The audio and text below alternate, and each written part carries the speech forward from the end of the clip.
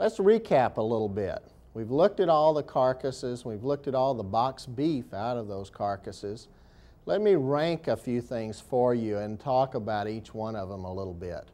One of the things as we've talked about the National Beef Quality Audit results is that we made some targets, and we're trying to relate those cattle to those targets.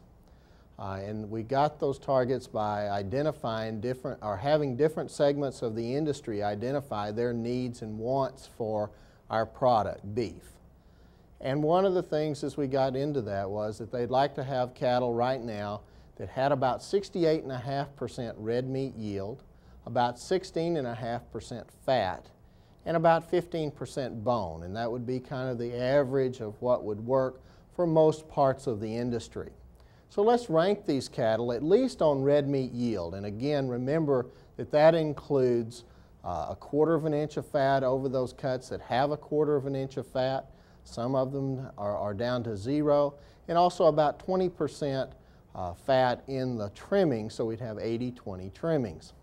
When we do that, the number 1 carcass, so out of the number 1 animal, was the first one, or would rank highest with 68.4% red meat yield. They would then be in order from 1 to 6, number 7, number 4, 17, 13, and finally 10 with just over 59% red meat yield.